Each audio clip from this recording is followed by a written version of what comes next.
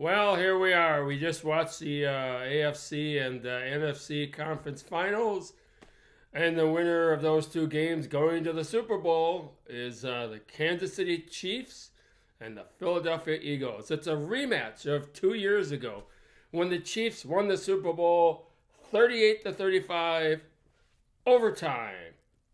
Yeah. But you know what I'm gonna say. Clues to who's going to win. Who knows who's going to win? Super Bowl is always a toss-up, right? It's always kind of a crapshoot. But you got the Chiefs, who won the last two, trying for record, three-peat. Andy Reid, Mahomes, Kelsey, and company, they always seem to find a way to win. That's the one redeeming factor about the Chiefs. If you love them, you hate them, you think the refs are favoring Mahomes, it doesn't matter. They may have injured players, receivers, no receivers, whatever, but they always seem to find a way to win. I don't know how they do it. And obviously the Buffalo Bills haven't figured it out either because the Bills had a great team. They're consistent on both sides of the ball. I threw everything in there but the kitchen sink. But again, Chiefs by 3. One more time. So on to the Eagles Commanders. The Eagles are just plain solid on both sides of the ball. And you know what I'm going to say about who's going to win the game, the Super Bowl. I'm looking at clues like I did for the division rounds. Let's look at some clues from these conference championships and see if that can tell us anything in terms of why the Chiefs and the Eagles won, other than the fact they're a great team, but they're also up against a great team, a couple of great teams. Washington is kind of the underdog, come from nowhere. They beat the Lions. They've got a lot of talent on both sides of the ball too. So, anyways, let's look at the tail of the tape and see if we got clues. Oh, by the way, here's my good buddy, the Russian Bears, my guest today. He's still kind of in shock, doesn't really want to show his face, because he was rooting for the Bills. He just sick of the Chiefs, wants the Bills to win. But he's agreed to join, but he's probably not going to say too much. Just the way it goes. Just the way it goes. So I'm glad he's here. If you need a shoulder to lean on and you're a Bills fan, the Russian Bears, your guy. All right, here we go. Tail of the tape. Let's go Washington against the Eagles. First game, NFC Championship. You know what I'm going to talk about. Sacks, penalties, fumbles, interceptions. So let's look at sacks. 3 sacks. Washington gave up 3 sacks. Philadelphia only 2 sacks.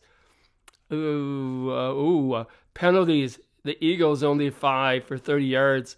Washington 9 for 47. You remember that play where Shaquan Barkley took a step out of bounds, and then the Commanders guy, Sansatrail, not sure I'm saying the name right, apologize if I'm not, kind of hit him out of bounds, rest, boom, through the flag. I've seen a lot worse, but that prolonged the drive for the Eagles, and I think they scored in that one. But yeah, penalties are killer, and they always come at the worst time. But here's probably the biggest reason they lost. All of those add up. Fumbles, 3 lost fumbles to the Eagles. Interceptions, 1. Those, my friends, are killers. I think the Eagles got 21 points off those. They got 21 points. You take away the 21 points, they would win. But that last touchdown is kind of at the end of the game. It's a much closer game. It's down to the wire. But turnovers, that's what did Washington in. Fumbles, turnovers. It's that simple. It was a blowout, right? 55-23. Well, here's what President Trump said about this game after the game. Just listen. Did you find it exciting? Not too exciting, was it? Next one here. Let's go to the Bills and the Chiefs. So let's take a look. Passing pretty close. Total yards pretty close. Rushing pretty close. Yards per play pretty close. Everything's close. All right, sacks allowed Chiefs allowed 2 sacks, and the Bills allowed 2 sacks. Penalties. Ooh. Chiefs got 5 for 21, but here's the kicker. Bills 6 for 48. Ooh, and they came at the very worst time. Although there was one penalty where the Bills defender got called for face mask, and he didn't actually grab the face mask and yank the hood. His hand just happened to be right here.